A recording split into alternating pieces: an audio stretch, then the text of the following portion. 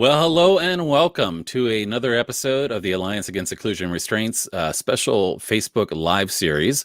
My name is Guy Stevens. I'm the founder and executive director of the Alliance Against Seclusion and Restraint. I started the organization to raise awareness about the use of restraint and seclusion in schools across the nation. Of course, that mission has grown, and our mission is to educate the public and connect people together that are dedicated to changing minds, laws, policies, and practices around restraint, seclusion, suspension, expulsion, all the things that are being done to kids and not supporting them. And of course, we don't want to see restraint and seclusion happening anywhere, and we continue to kind of expand our work and expand what we're doing. Our vision is to see safer schools for students, teachers, and staff. So really exciting today. We have an amazing guest with us today. As we were talking, I said, we look at you as a rock star, and he told me to repeat that if his wife happened to come by the room, and I certainly will. Dr. Porges will be joining us today for a special interview. We will be taking your questions during the interview, and I want you to feel free to ask any questions that you might have.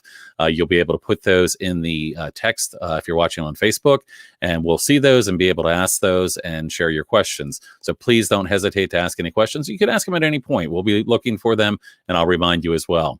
Also, today's event will be recorded. So if you're not able to watch the whole event now, or after you watch it, you think, hey, I've got to recommend this to another parent or teacher or administrator or whoever it might be that you think would benefit from it, I'd recommend that you share it with them. It will be available on Facebook, YouTube, and as an audio podcast. So before we get started and introducing our guest, I want to begin by introducing our amazing co-host today. So we have Beth Tolley, and Beth is our Director of Educational Strategy at the Alliance Against Seclusion and Restraint.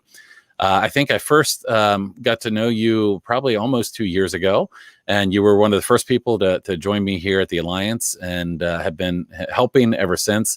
Of course, you had retired not long before that. You retired in 2018 from a leadership position in Virginia's lead agency for early interventions for infants and toddlers. You knew, of course, that once you joined us, that it wasn't really retirement anymore. We had to put you to work and keep you busy, and really appreciate all you've been doing. So your experience, of course, is as a parent and a grandparent of children who have had behavioral challenges, and that's really fueled your passion for really helping improve the lives of children and families through education, mutual support, and advocacy. And of course, you are an amazing researcher and writer, and have done so much to help with all the things that we're doing. So welcome, Beth. Thank you so much. And I know that you are very excited to introduce our guest today. So I'm going to go ahead and bring our guest up on the screen. And if you would be so kind to do the introduction, that would be fantastic. All righty. And I am thrilled. Oh, I'm still making sound stuff. Can you hear me all right? Yeah, it's fine. Yeah. All right. So I'm going to read because I don't want to miss a single thing of this. So Dr Porges, who is a Ph.D., proposed the Polyvagal Theory, a theory that links the evolution of the mammalian autonomic nervous system to social behavior, and it emphasizes the importance of physiological state in the expression of behavioral problems and psychiatric disorders. The theory is leading to innovative treatments based on insights into the mechanisms mediating symptoms observed in several behavioral, psychiatric, and physical disorders. Dr. Porges is the author of Polyvagal Theory, Neurophysiological Foundations of Emotions, Attachment and Communication, and Self-Regulation, and the Pocket Guide to Polyvagal Theory, The Transformative Power of Feeling Safe. I got that up there. And let's see, what else? Co-editor of Clinical Applications of the Polyvagal Theory, The Emergence of Polyvagal-Informed Therapies. He's the creator of a music-based intervention, the Safe and Sound Protocol, which currently is used by more than 1,400 therapists to improve spontaneous social engagement, to reduce hearing sensitivities, and to improve language processing, state regulation, and spontaneous social engagement.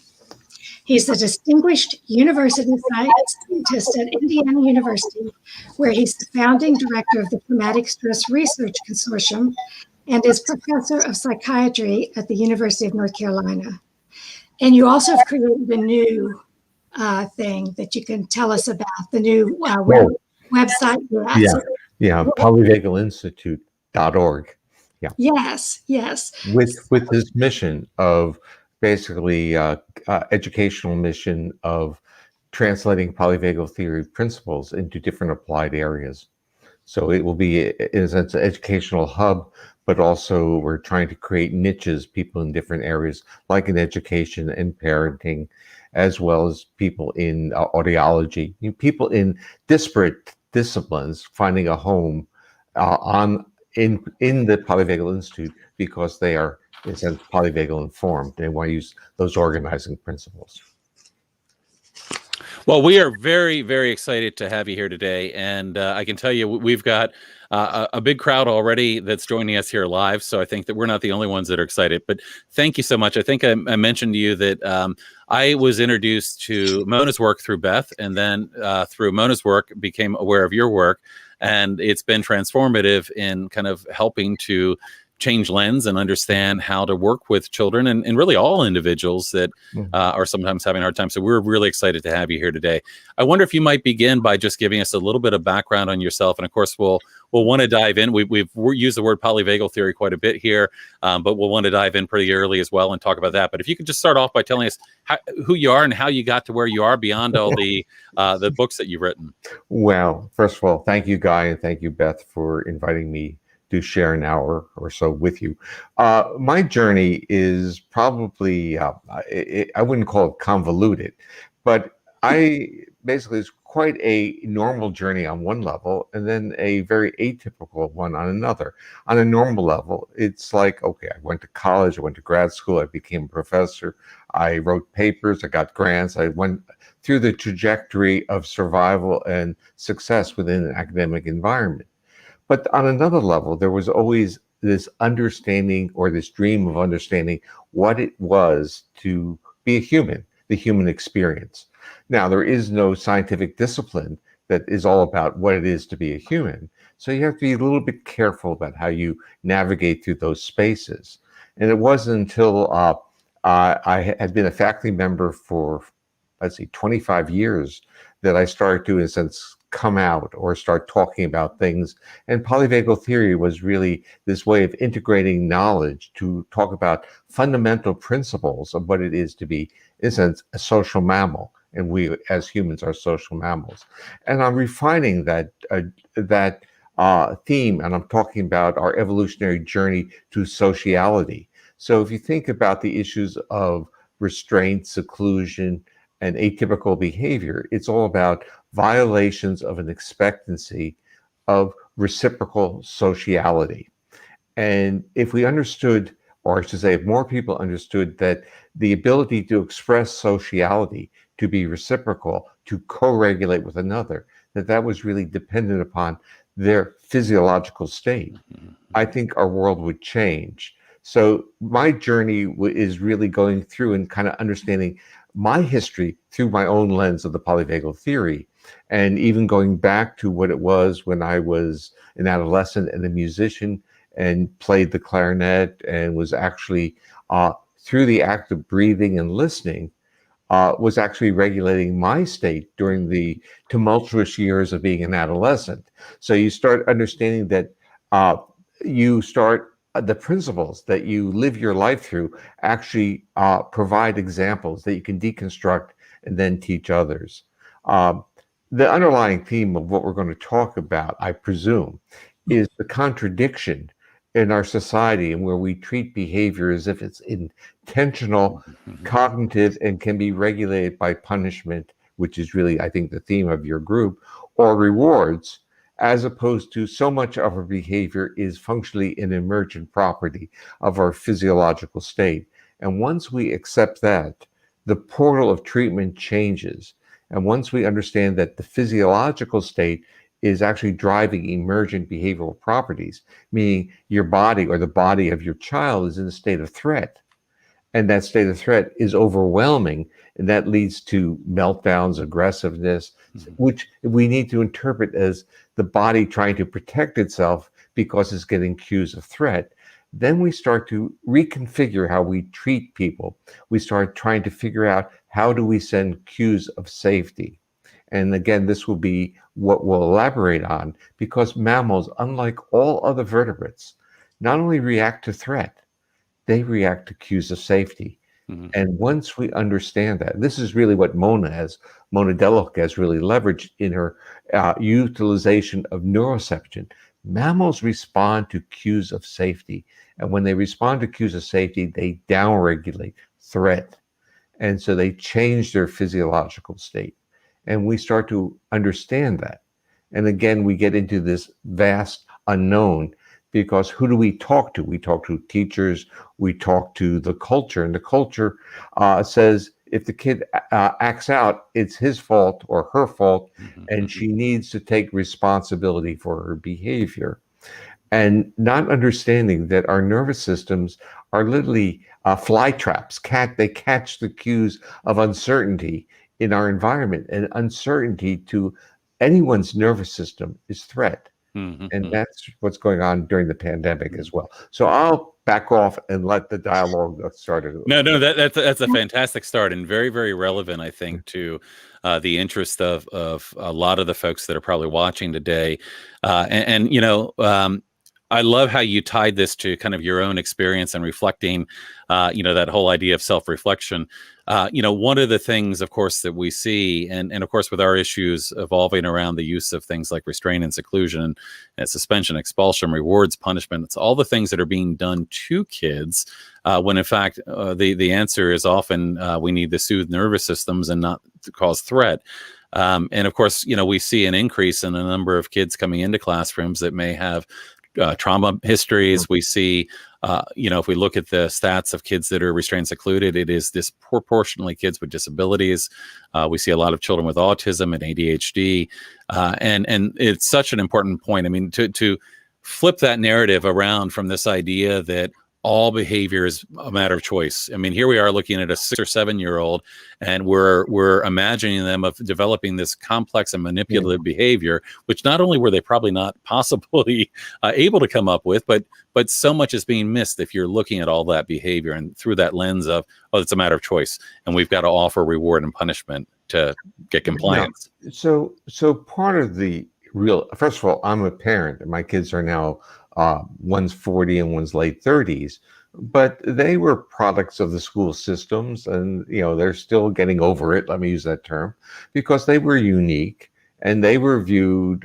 Basically, they weren't treated well, or let's say lovingly. One now is a professor, and the other one is a creative filmmaker and journalist. They're both very successful, but they had two parents who loved them and basically understood their uniquenesses from the very beginning, but the schools didn't.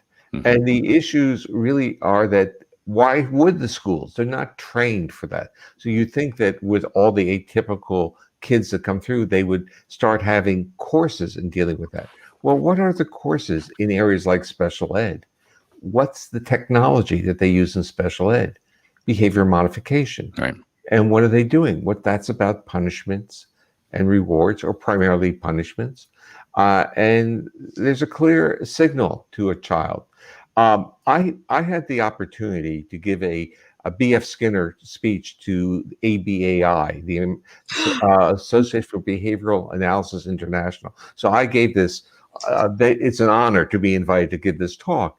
And I talked about the limitations of behavior mod that they were missing. It wasn't that behavior mod was wrong, or SR approaches were wrong, but they were limited. They were dependent upon the physiological state of the child. If they had elaborated to what would be called an S stimulus, O organism, physiological state, R response model, SOR model, they could really be doing something useful. They would, in a sense, understand that the physiological state of the child is determining the accessibility of the stimulus to create the response. I would say the talk was well received. Did it have impact? Obviously not. So we're starting to understand that there are different alternative ways of looking at things. And I think this notion of behavior mod, we're still products of a Watsonian, Skinnerian worldview when it comes to behavior. And we think of behavior as something that we own and can control, and we need to take responsibility for. And this creates all kinds of feelings of shame, blame, guilt, even by those who are successful in navigating the complex world. And what I'm saying is, wouldn't it be lovely if we honored our own body's reaction, and so did society. And I think society starts to paint the picture is that if we cater to the child or the adult's bodily state, they'll become dependent. And everything is about creating self-regulation without an understanding that self-regulation is an emergent property of effective co-regulation. So good parenting, loving, caring helps enable the individual to be independent and self-regulated. Right. One of the things that I've heard, like Ross Green mentioned, is he talks about kind of the lucky kids and the unlucky kids. And really what he's talking about is that, kid A in a stress response might shut down or be quiet or cry. Kid B in a stress response might have, challenging behaviors. They might fight, they might flee. And, when we look at kids that are really adversely affected by a lot of these things, a lot of people, like you said, they survived, they got through some of these adversities. So sometimes people are not empathetic towards people that may have challenges for a number of reasons, and including language impairments or other things that are making it more difficult for them. We also have to understand that a delay in language skills or difficulty in auditory processing is also dependent upon your physiological state. You literally retune those sensory portals when you're in a state of defense. And when you're dealing with a lot of children who have language delayed or who don't sit still, we have to understand that the package is a complex package that comes together. That if we could get the key to the portal that calms their bodies down to make them accessible, then the higher level aspects of the brain can start working. And again, this goes to this other focus within the educational model, which is it's all about downloading cognitive or mental information. It has very little, let's say, valence or importance on developing co-regulatory skills, meaning play. Not about developing state regulation skills. It's all about cognitive production. It's very sad. So what have you had success with talking with teachers or leaders in the educational field about this? Well, you see, I, having been a parent, I would say that may not be the right direction. I think it's that people like Lori Dishotels, I mean, that's where she goes, and Mona goes in that as well. I don't go there. I was a father of two kids who had atypical behaviors, and I started to realize what my responsibility was. Can I help them develop skill sets to regulate? Can I downregulate the hypersensitivities that are really supporting and triggering more defensive behaviors? So it's a different strategy. It's like saying, can I be helpful to the child so that the child's not caught in the web? Yes, and I guess where I get really frustrated is that every time anyone wants to improve the school culture, the learning environment, in a school situation where there's a lot of disruptive behavior, the answer almost 100% is positive behavior intervention and supports. And what that means is behaviorism, the way it is being taught from the top. And to me, it's almost like the solution is the cause. Well, it contributes. But let's kind of understand the web of traps that are out there. In Chicago, when I was at the University of Illinois at Chicago in the Department of Psychiatry, I worked with the Easter Seals Foundation to design a school for autism. And I wanted to change the curriculum. And I will tell you the model I want to use. So there's a psychologist by the name of Heidi Alls who worked with preterm babies. And she developed a program which was called NIDCAPS or something of that order. But when she developed it, I had my science hat on. And I said, well, what she was showing is really that if you gave preterm babies tests, you could evaluate some of their individual differences and their level of development. But when she did that, when I took the hat off, I realized what she had done. because she had changed the culture of the neonatal intensive care unit, because the staff there, including the parents, started to see the uniqueness of their own infant, the individual differences, the developmental trajectory, as opposed to a preterm child. They were now seeing they could identify with the child, because one of the problems with prematurity is that the child's prematurity interferes with the co-regulation with the parent. They're not, the neuroregulation of the face, vocalization, sucking, it's just not there. And state regulation isn't there either. So they're not getting, the parent isn't getting what they anticipate. And it's not simply that the child doesn't want to love them. So when we move that into the world of autism, we get the same story. The child's nervous system isn't co-regulatory with the parent. And the parent will often say exactly what the parent of a preterm baby will say is, I love my child, but my child, or I'm not sure that my child loves me. And what they're saying is that the behavior is not reciprocal. It's not coming back. Facial expression, they're telling you what their bodies need. They're telling you what the cues of safety to the parent are. Now, when you start to explain that, it starts to help. It doesn't solve the problem because the cues aren't coming there, but they start understanding that it's not the intention of the child. So I wanted to change, like the neonatal intensive care unit environments changed after Heidi got into there and trained them on these uniquenesses. I wanted the schools for autism to also have this kind of understanding of uniqueness, of issues of regulating state and how the environment could calm the kids, as opposed to pushing them out into mainstreaming and creating hypersensitivities or triggering those. I was all about support. And so I redesigned or designed classrooms that were quiet and lights were reflecting off the ceiling, windows, lots of natural light, but they were high, so they weren't distractors. Quiet rooms, I had sound engineers coming in, because sound is a critical cue of disruption. So then I went over to, this is in Chicago, I went over to the county to try to get the curriculum changed so that they could spend more time in interactive or calming or other things. We couldn't change it. They had to have a certain numbers of this, certain numbers of math or whatever it was. It didn't matter whether the kids progressed on it. They had to have a certain number of hours. And so we missed the important building blocks, the foundational building blocks of what education should be about. It requires state regulation. We're missing that as the real underlying neural exercise of what elementary, or let's say even preschool, is about. It's about getting the nervous system regulated and co-regulated to allow accessibility to mental processes. Let me walk you through kind of a typical scenario, and I'd just be kind of curious on your thinking that, we have an audience here, and I probably could have mentioned that to you, but we have an audience here that are, we've got parents of children that have been restrained or secluded or other, had other adverse interactions. We have self-advocates, autistic self-advocates, and others that have been restrained, secluded, again, other types of negative adversives.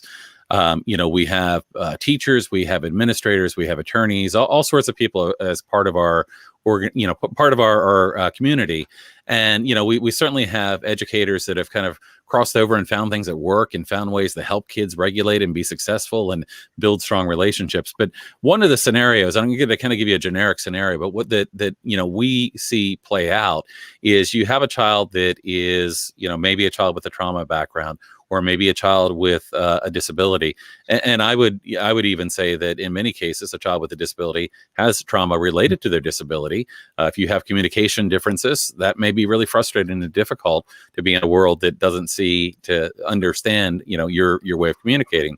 So sometimes we see kids in a classroom who are communicating through their behavior. They're having a hard time. Maybe they're making sounds. Maybe they're doing something else disruptive.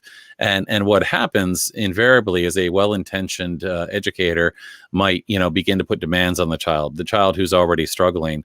And as demands are placed on the child begins to escalate. And as the child begins to escalate, the teacher puts additional demands on, and at that point it's all about compliance. Kids will then go into that fight or flight response. They'll be working from their amygdala. They're no longer communicating with their frontal cortex, and things escalate from there into a crisis situation. What is your practical advice in terms of that educator of how to turn that around and get them moving towards co-regulation? Okay, so here's the first problem. That is the number of kids per teacher becomes the first problem. So you start dealing with the pragmatics of the classroom. That's why a withdrawn, non-interactive child is not demanding on the teacher, but a reactive one is. So the part is, when you were kind of describing this timeline to a meltdown, the cues were early in the sequence that there was going to be a meltdown. And so teachers are not cued to this. So I had an example of this. I went to visit a school for autism, and it's actually a relatively famous one in a major city. And I go in there, and they decide they're going to line up the kids, and the kids are now all going to shake my hand and say good morning to me. And I could see the fear in these kids because it's so stressing. And basically, they were like, it was like to demonstrate that their training worked to overcome their vulnerabilities. Right. So what happened was, this was now an adolescent class. They then sat down at their desks, and an adolescent kid, boy, got really, because he was still like that, and he was quite articulate. He just pushed the row of desks with people in it, just forward, expressing himself. And of course, he had to then leave the room, and he'd run around the track multiple times. But I mean, I was cringing when they were coming up to me because they couldn't look me in the eye. They were looking for a safe place. And it was disrespectful to the state of their nervous systems. And this is part of the problem going on. We're not teaching the teachers, at least enough of them, to, in a sense, be aware of the antecedent reactions that could be seen in the face losing affect, their voices losing intonation, the muscles increasing, shifting in their breathing, that their bodies are already under states of threat. Because we're so convinced that if we raise the valence high enough, we will control the kid. If we threaten them enough or reward them enough, we'll get them to do something. And yet the research shows you over and over that's not true. So I have two questions to follow up on that. One is, you talked about you're a researcher and you're also a parent. I have three questions. It'll be four before we know it. And I do want to remind people, while Beth is going through her four questions, feel free to jump in the chat there and put questions, and we'll get to them here shortly. So I'm going to come back to the parent one, because we have so many parents who are the only ones in their circle who know how to respect their child and see the cues and give that, do that co-regulation, and they're not being heard. So I'll come back to the parent thing in a minute.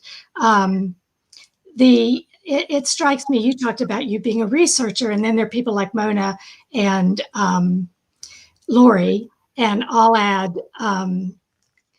Ross Green, who does the collaborative and proactive solutions, very keyed in onto proactive instead of waiting till there's a meltdown. We have the curriculum. I mean, it's not in a curriculum form, but we have the information, and there are more, but you just take what the four of you have done, throw in Bruce Perry, throw in some of the others. We have the information that, to me, every college, that should be core curriculum, because it doesn't matter what field you're in. We see these issues in criminal justice. Yeah. We see them in DSS, Department of Social Services, with kids in foster care. Make this a core curriculum of all the college. And then, we obviously have to help the folks who are already in the field, but there is it's like we don't know how to do that. Yeah. We have the information, but we are not able to put it into. Yeah, well, let me first respond. This is part of the goal of the Polyvagal Institute, and it was to find a group of educators and to create, in a sense, materials for educators that they could go to the webpage and take these courses and get continuing education if they need it. The part is that there's no place where they would get this. So when I also tell you, like Guy asked me about my history. Well, and I have to now think back from 1985 to 2001. I was actually a faculty member in a Department of Human Development. I was chairman of the department for a while, but it was in a college of education. Mm-hmm. And that opened my eyes, because in a college of education, they're not getting any coursework on maturation, on individual differences. So I used to say that if they left my courses with an understanding of individual differences and development, maturation,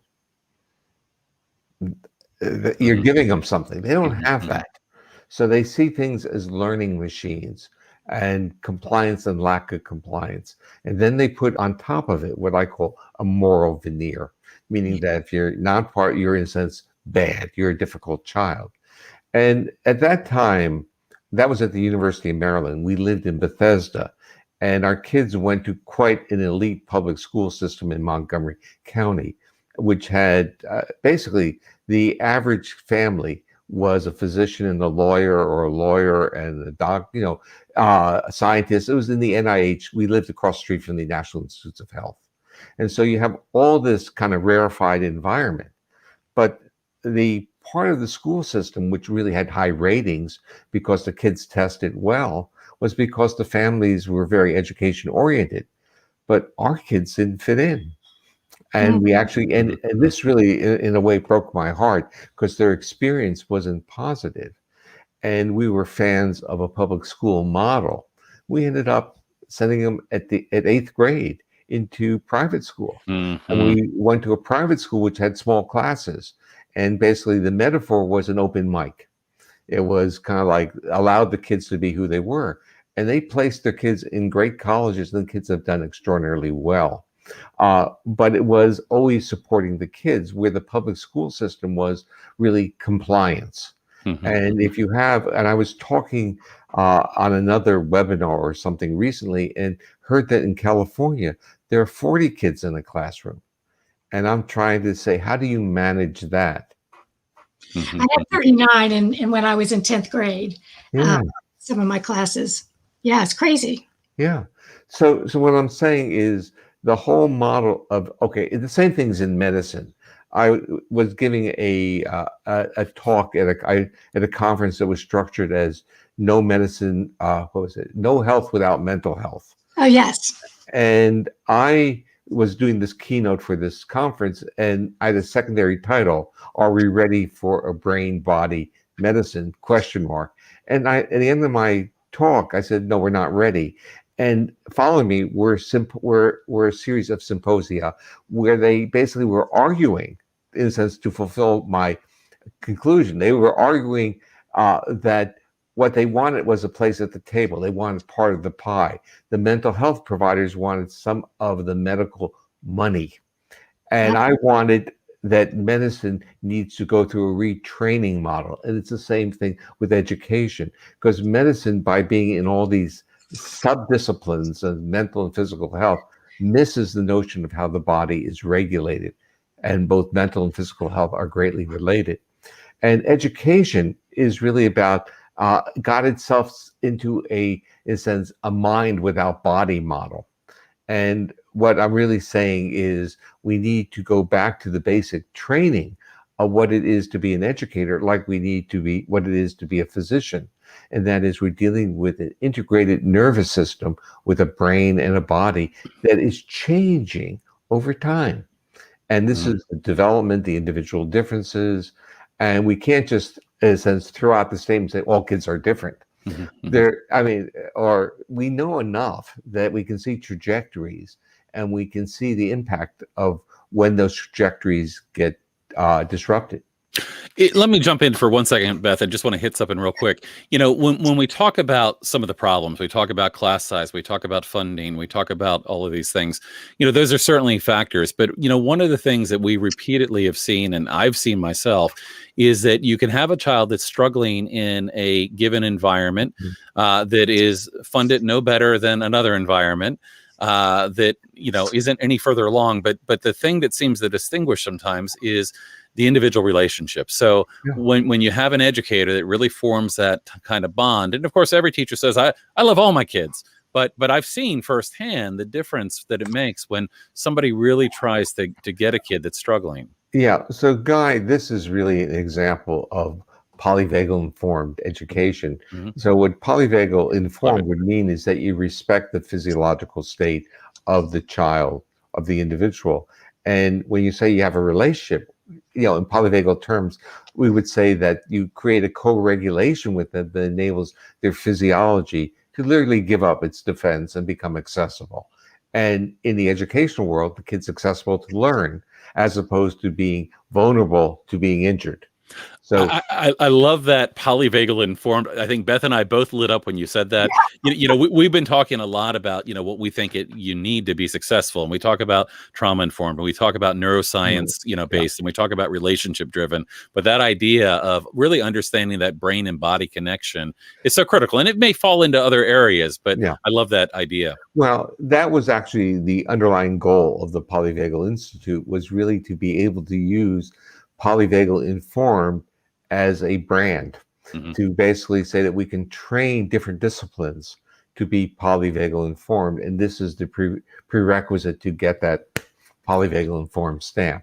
And will there be any kind of so I'm imagining myself as somebody in the audience as well as participating, but if I'm a parent out there, I'm thinking to myself, well, gee, on your website, are you going to list schools that are using polyvagal informed approaches, or how will we find people that have this training, or how will we market that to our schools to say, well, gee, we're seeing these kind of problems, and here are solutions, and wouldn't it be great if your staff could go through training like this?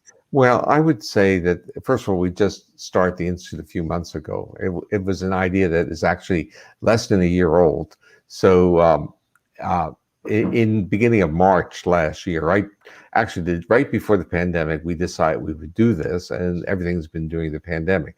So the issue is, can we create a home? Let's get really focused on the problem of education right now. So can we get enough people in education wanting to get together to create a curriculum, define the curriculum, and to structure a educational model where people can go online to take the courses? And we've started those discussions already, and some of the players. So the idea is, it's not just my vision of what education is, it's actually people who are in the educational world seeing the consequences.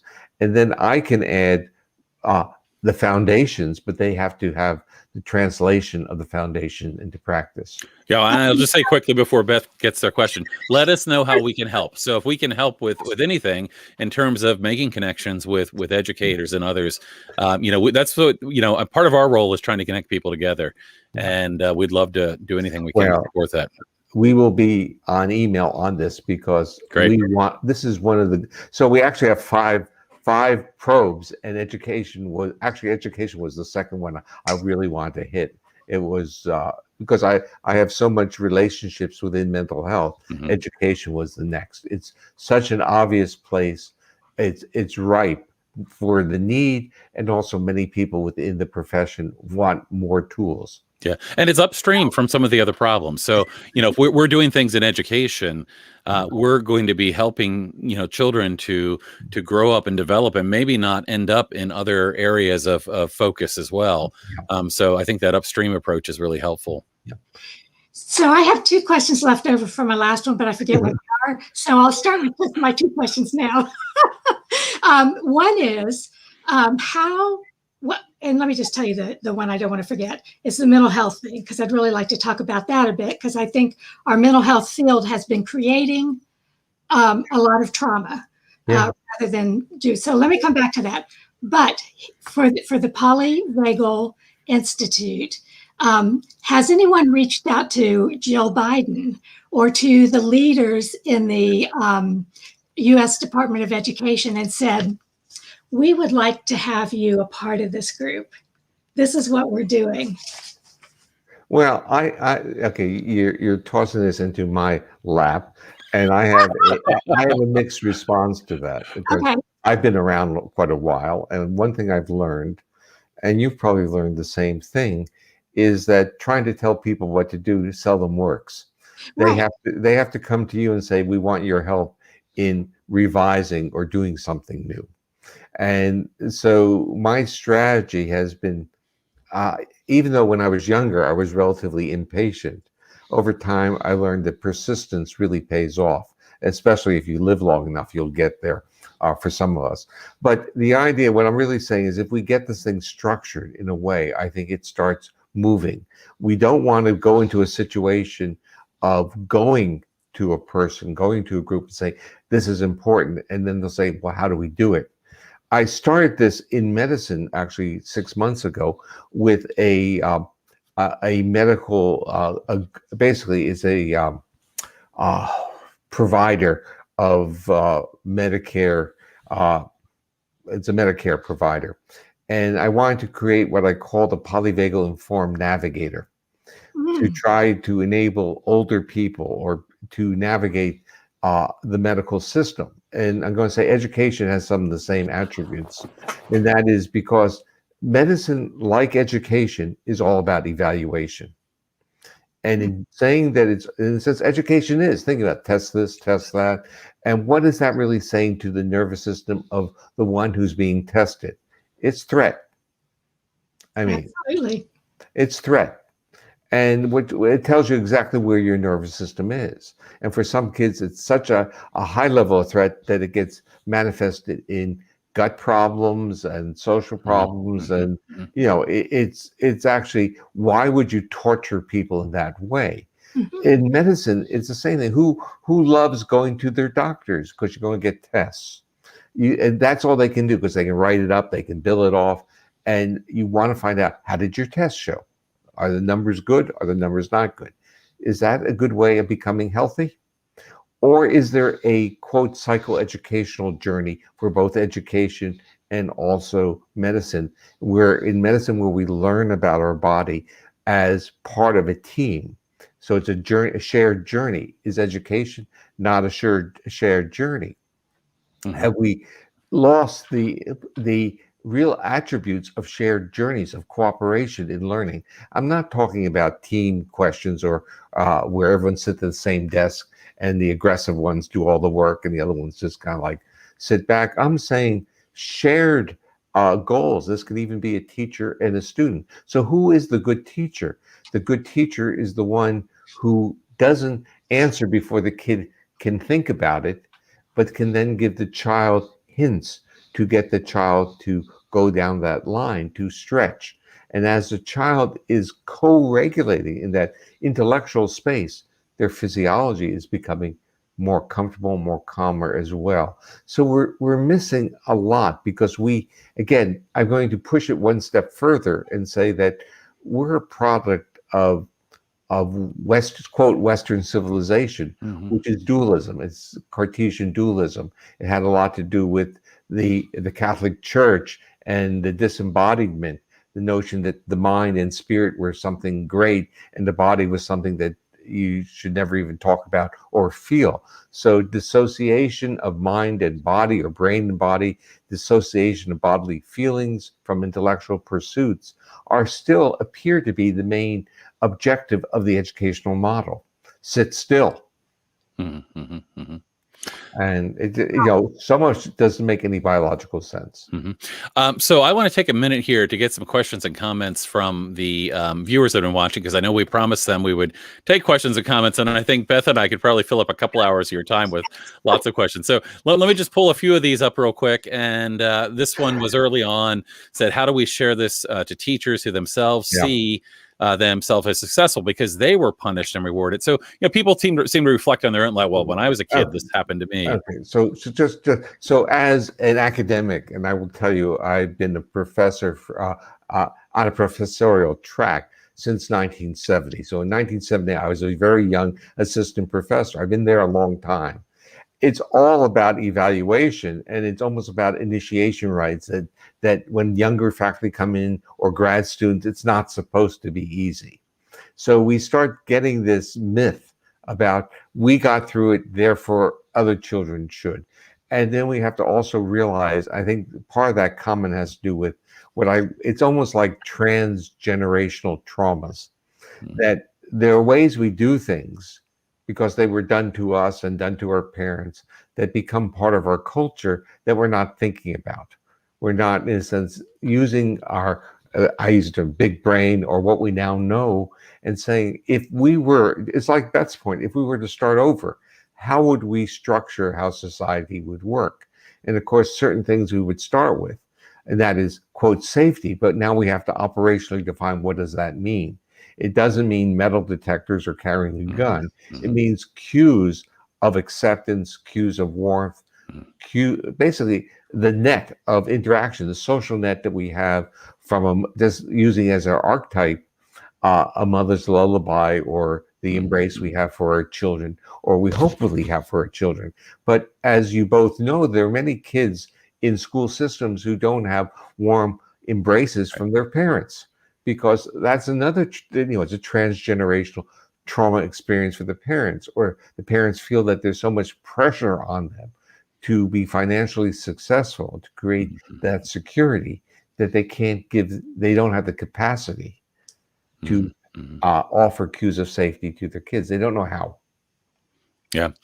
All right. I'm going to go through a couple more questions and comments here real quickly. This was a comment. We were talking, honor every human. Yes, this is fabulous information. And that gets into that conversation again about how so many of the things that happen are things that are being done to kids. It's not about, helping individuals. And so many of the different approaches that are taken are under the guise of there's something wrong with you, and we need to change who you are through compliance. I think that's in education as well as in mental health, rather than understanding many of the reactions that we have as adaptive reactions to threat, we see them as maladaptive, or getting the kids in trouble and embarrassing the parents. So I will share with you that when my 40-year-old son was in like second or third grade, and they called my wife and me in for a conference, they looked at me and said, "You should know better." and so I would never go back to another meeting, because they were blaming me for the fact that he wouldn't sit still. Right. And it was abusive. It wasn't like I could convince them. They had their own worldview. And I think this is where both of you realize there's a worldview that's imposed it's not imposed, it's embedded in the educational model. Right. I will also tell you, so I'll get all on the table.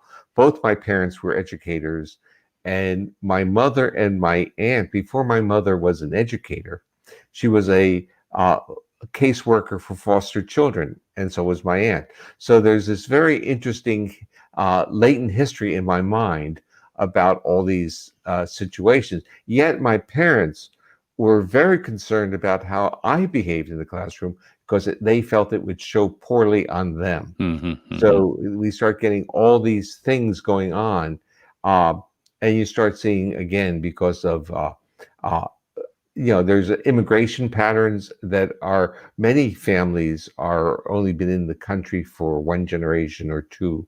And so there's a different sense. And for some of the families, the education that their kids get become functionally what's going to save them. They want their kids to become professionals and create the wealth or the resources that they don't have.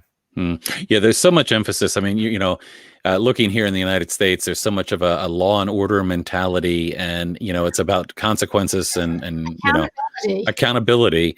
And so many. I mean, we still have 19 states that allow corporal punishment. It's just amazing to me, the things that are still being done to kids. And of course, the hope is, how do we shift this, and how do we begin to do a better job of raising other humans? Okay, so I will reach back into my own revelation in my own life, and that was our younger son had some, I'd say, on spectrum tendencies, and he wouldn't look at girls when he was like 12 years of age. He would turn away. He wouldn't say hello to friends over our house. And I used to say, "Look, I'll get you this." Basically very behavioral oriented. Right. Did nothing, absolutely nothing. he was a good kid. And this is the part that we haven't really discussed, that many of these children are really loving, good kids. And the system makes them not only feel inadequate, it's not even respecting the positive emotions they put out. So I was developing the Safe and Sound protocol, the acoustic one, when he was 12, until he's now 37. So now, you know, it's been in the works for a long time. And I brought it home and he put it on and he listened for 10 minutes, came downstairs, and for the first time, he looked me straight in the eye, came up close to me, and articulated perfectly. So his speech patterns were, words were running together, no time between them, without intonation, and he was, you know, a gaze averter. And suddenly he became engaging. And it was such a shock to me that first I burst out laughing and literally hit the floor because it was so, it actually got to me because I realized that I was treating him inappropriately. I was treating him as if his behavior was an intentional behavior. And once I realized that it could be manipulated through acoustic stimulation of cues of safety, and this emergent, beautiful child just came out. It was a remarkable transition in my life. Now, there were several things that did come up. First of all, he was very gifted in math and sciences. He lost interest in all that and became social. He became a journalist. He makes movies, but he's a happy kid. He's not a kid anymore. He has relationships. People like him. He likes people. The other thing was, actually, I lost the track. So a very rare thing for me. But anyway, there were two things here. So one was he became social, and anyway, that he still was vulnerable. So if he didn't eat, if he was still vulnerable to his own state dysregulations. So if he didn't eat, he became disorganized. So we had to, I used to say when he comes in the house, feed his viscera, feed his internal organ, give him food. Don't even talk to him, just give him food. So we had, in a sense, a way of now helping him manage his own body. Now, his own awareness of this wasn't great in the very beginning because he felt, oh, other kids don't have to listen, you know, why does he? But over time, he could become very sensitive when he lost some of his stability. So he became a better self-manager of his own body. He became more embodied. And these are magic words or buzzwords in our culture. And our culture forces a disembodiment. And what our son did is he became re-embodied. Then we could see who he really was. And yeah, I relate to that story because I have an amazing son who does amazing things. And there was a time when this happened to him in terms of being restrained and secluded at school, that it really was impacting him. And we were able to get him on a road to not only healing, but to being very successful. And he really is just, I mean, I know I'm his dad, but he's an incredible kid. And He's amazing. yeah. But, you know, had I not been able to write that, you know, in terms of getting him supported appropriately, you know, his outcome might have been very, very different. And of course, I've met a number of kids who have had very different outcomes. We have prisons full of, you know, children with children that have grown up and to be adults with disabilities. So there's definitely a systemic issue, you know, in terms of, you know, what's happening in our society, and, you know, definitely a lot of work to be done. yeah. And I think with the work that I'm trying to do, I think that this is my biggest issue, is this insistence that the behaviors are voluntary and intentional. And I saw that with my oldest son, that he had lots of professionals give up on him. Well, until he makes a decision that he's going to blah, blah, blah, we can't help him. And we weren't there yet, understanding all this. This was in the late 80s and 90s. And but we had one psychologist who was really the psychologist for my younger son, who said, there's a good kid in there. Don't give up on him. There's a good kid in there. And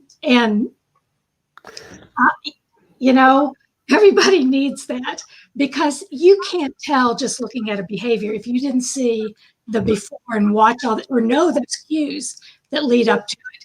They look the same. The non-volitional and the volitional. We used to say that with my younger son. This is not the real Craig. this is not the real Craig. Mm. But then it's like, wow, it's so he's such a good actor if it's not the real Craig. Well, Yep. the way of visualizing is that we have different physiological states, and each one basically has a different personality. So when we're in our sense homeostatic, well-regulated state, we're socially interactive, and it contains the other lower brainstem regulation of state. And so we have great resources. We can play, we can run, we can be intimate, we can share moments. If that's taken away, we're basically vulnerable to triggers of fight flight to protect ourselves. And with children, if they're restrained or secluded, or a big powerful person comes on them, they can totally shut down and almost leave their body. And this is, in a sense, trauma. This is, in a sense, almost an operational definition of trauma, because the body is experiencing life threat, and then it retunes itself. And this becomes part of the consequences of, I'm going to use this term, a well-meaning treatment. So where people are restraining, they're doing it because they're taught to do this. They think it's going to be helpful, and potentially, the justification is that the child could hurt someone or hurt themselves, and so you start seeing that boundary. But is there another way of isolating, or at least reducing the risks of hurting? I mean, we always hear like of a policeman being untrained, not trained to deal with these things, being extraordinarily abusive, and even shooting kids or pepper spraying them, which was the more recent one. Yeah. And you're trying to figure this one out. Why aren't they trained in this? Right. Or why are they being called? So if a parent can't Because handle there's no one else. That's why they're being called. They're told to call them. What's your crisis plan? Right. Do you have 911 on your crisis plan? I'm telling you, it's bad out there. Yeah. Yeah. Hey, listen, we are getting real tight on time here. We're almost at the hour, and we have a lot of questions that are coming in. I wonder if you might entertain kind of a lightning round of questions where I'll go through a few of them and just try to give some brief answers. Sure, we can go for another 10. Okay. Okay, sounds good. So my first question is from Gail, a friend over in Australia, and I keep telling her I want to come visit her there. She says, how do we manage the complex child that has developmental disability and has been subject to complex trauma? I mean, lightning round. Well, it's not right. It's like at best a 3-day workshop. But and I wouldn't even say that I'm the one you should ask. I would say that I can understand what's happening to the vulnerability in the child acting out. My strategy in all this is finding the portal in which cues of safety will work. Because what we're really saying is, can the nervous system give up defense? So when you have a disability, but she's not describing just disability. She's describing disability overlap with trauma. And so it's really saying that some of the disability may be exacerbated by the trauma experience. But trauma is telling the body that it's not safe, and we retune our nervous system to have lower thresholds to be defensive. So the question is, can we? I would basically now take this moment as a moment for, let's say, a teachable moment, or we can use that term. Mammals are very special because they have portals to detect cues of safety. This is this concept of neuroception, our nervous system's detection and evaluation of risk in the environment without awareness. We can detect cues of safety while other vertebrates can only detect cues of threat. We detect cues of threat. And what education and behavior mod does, this is cues of threat are powerful. Can we use it to manipulate the behavior that we want? And the answer is that you can't get loving social behavior with a model that is, as it's threatening the nervous system. It's going to retract and become defensive. So what's the cues of safety that a mammal comes into the world with? What's the portal? And it's the intonation of the mother's voice. It's a mother's lullaby. It's the prosodic features. It's the gestures. What I used to do is when I would travel in pre-pandemic days, travel a lot. So I have a lot of airport experience. and you can see the differences between fathers and mothers with toddlers. So especially if it's a male toddler that the father takes to the bathroom and the toddler is now really worked up, crying and screaming, goes to the mother just kind of looks, smiles, and maybe says a couple words. Totally calm. And there's, in a sense, a real clue there. How do you talk to your dogs? How do you talk to a baby? Now ask the question, how do you talk to your children? So let me just piggyback on that real quickly. Gail is someone that I know that has years of education experience as an administrator, as a teacher. Are you, in terms of the Polyvagal Institute, are there people that, if they are interested in diving into this further, should they be connecting with you through the Institute? Well, what they should do is send an email to the Institute. There's on the webpage, and say that they're an educator and they would be interested in participating or utilizing course material that we will be developing. We don't have it ready, so I don't want to have any false, anticipations. So be patient. We're working on it. Okay, sounds good. So another question here. Let's say a mom becomes Polyvagal-Informed, but her child's classroom is not, and kind of using clip-down charts and things like that. What can the mom do to advocate and educate them and help to change the approach? Tough again. I mean, these are, again, as a father, my approach was being a Polyvagal-informed father. I'm promoting resilience in my child, so my child can deal with the clipboard classroom, so that the child can deal with these constraints. And that's the pragmatics of who I am, because you're asking really about changing the culture of classrooms. And that is really what Beth and I were actually talking about. Can we create a curriculum that all teachers have as part of their requirements? Now, this is a problem, because if you look at the educational curriculum for people in college of education, you try to tell me how much development or even developmental psychology they have, and how much do they know about the physiology underlying the psychological behavior. They know nothing about the psychology, about the physiology, and maybe very little about the development. Yeah, I was just bringing this up as you said it, because somebody else said they're studying education in Australia right now and predominantly trained in academics. And of course, there's a lot of other demands on teachers. So I think we definitely see that. I think that one of the practical things I might offer to that person that was asking of what we can do, and I've done this, is, I find books, I've handed out books like Mona's book to Beyond Behaviors, to IEP teams, to teams working with kids, and not everybody's receptive, but if you get one or two people in the team that begin to understand, oh, hey, we see what you're saying, or we're willing to try that. Lori Desautel's work as well, a lot of very practical things in her work. There's another book. It's a small book by Claire Wilson. It's called Grounded, and Claire is a educator from the UK, and she also focuses on neuroception. But she focuses in the book. She describes children in class. Certain classrooms have more children who basically go into tantrum.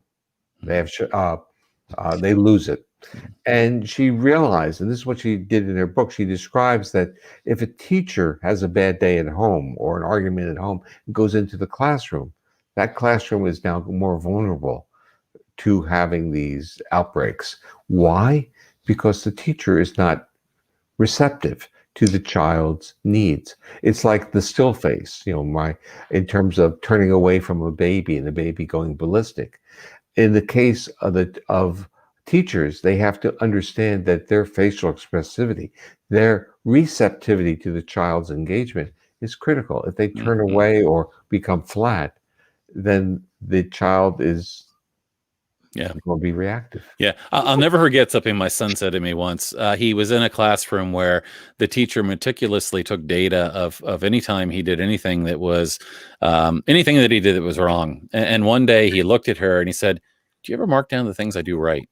And I mean, it just really had an impact on him, just feeling like somebody's watching you and just waiting for you to make mistakes. Well, I think not only as a teacher, I think we're all caught in that trap. Mm-hmm.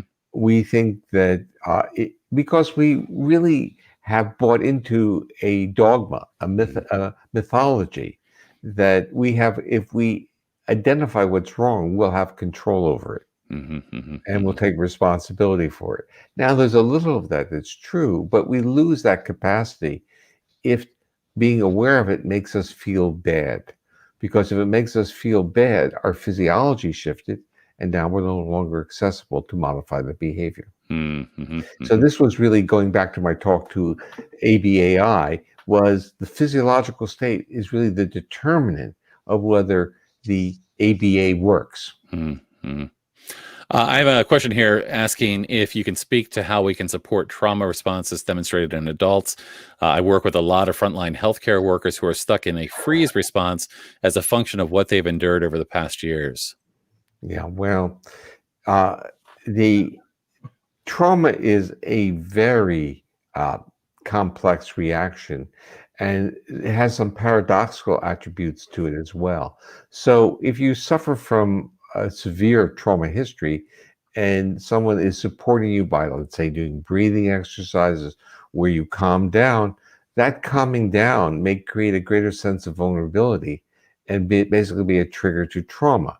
So I think the support comes in learning how to be a good witness, in a sense, listening without evaluation, a good witness. And I think if we generalize it to parenting and education, I think we are horrible witnessers. We evaluate, we want to fix. Medicine is the same thing. So to answer that question, if you think of yourself as a witness who's just there to be supportive, not to fix, but to be there, then you can start getting somewhere. Okay. A couple of quick things, and then Beth, I'm going to save the last question or three for you. So a couple quick things. Gail said, thank you for your response. We've got a couple of people asking if you have any connections in the UK. Also, somebody suggesting you come to Australia. So is any of your work, are there people over there? Yeah. In Australia, I've worked with the Australian Childhood Foundation, and I've been to Australia. They're in Melbourne, but they have centers all over the country. And I've been to Australia at least 5 or 6 times, and I've been to the UK many times. And there are people in the UK. I say look on Amazon and look at Claire Wilson's book, and she did a TED Talk in the UK, and she's lovely and with a passion to try to be helpful. Mm-hmm, mm-hmm. Great. And a lot of great comments here about how amazing this has been. And again, I know your wife's not here, but she can watch it. We're recording this. Let her know that our group here really thinks you're amazing. A lot of people that were also interested in signing up. Here's Greg Santucci, an amazing individual as well, that's interested in working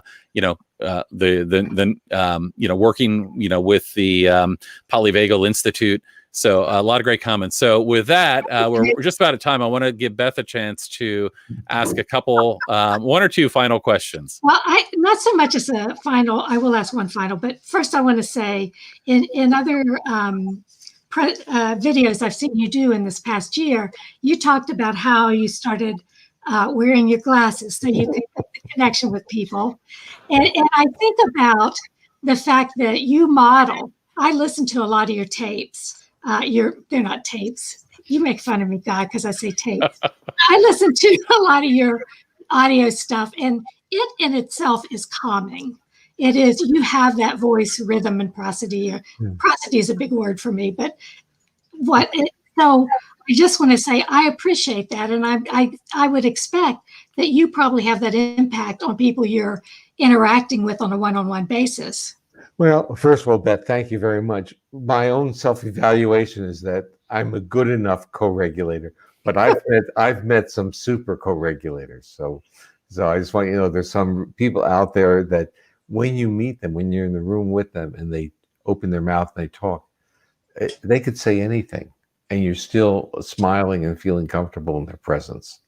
And when you meet, it's special. And I think we need to, in a sense, be kind of aware of our impact on others.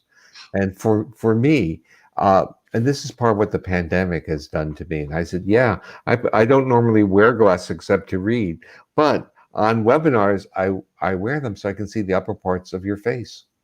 And so I'm engaging, and it has an impact on me. So the fact that my voice is prosodic and I sound accessible, it's because I'm interacting with you and my body's picking up cues.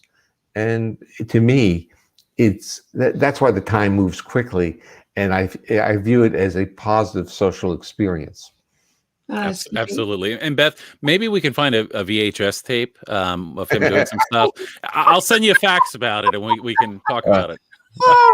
So I'm pretty soon I'm going to be able to wear that shirt I gave my husband since I survived the 60s twice.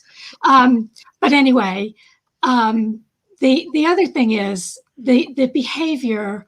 When I think we didn't touch on mental health a whole lot, just a little, but I've had such a problem with the idea of naming it behavioral health because it just puts it in that same place of. So I guess that's just my comment. I think we're probably on the same page. Let me build on that. And what I like to say is that as a species, let's talk really general, as a species, we're really a remarkable, loving species. The issue is what's at our core. The issue is what's the wrapper. And the wrapper is really this defense mechanisms, and which are really pleading. The internal argument is a dialogue of, can we get rid of those defenses so we can be who we are? And the pandemic has not been good for that because it's a chronic threat.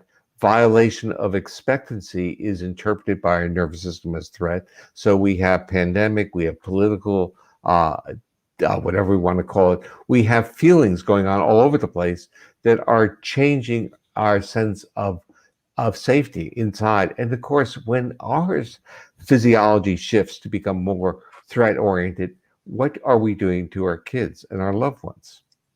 Well, which is what my big awakening when I started researching and learning. And I went to some of the parent leaders too, like Laura Markham, who does AHA parenting. And I saw I am too reactive.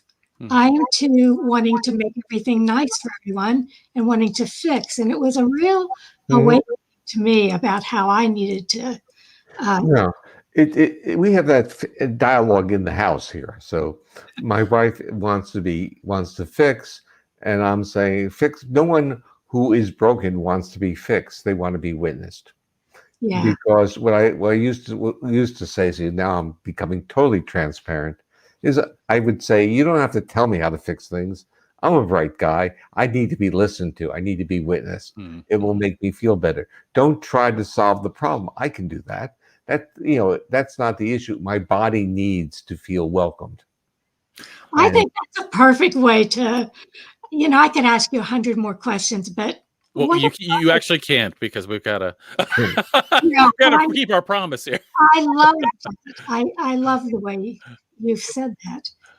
This has been really fantastic, and we really appreciate you joining us. In fact, I'm ready to line you up for part 2 of this, because this has been a fantastic discussion. Not right away. We'll give you a break. Okay. But I think it's so important. What I really love about what you're doing.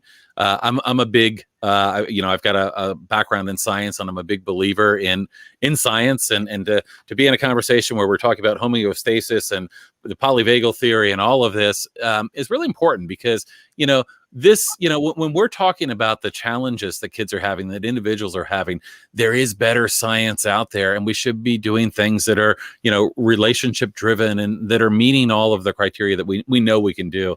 And it's been so inspiring to be able to see, the work that you're doing.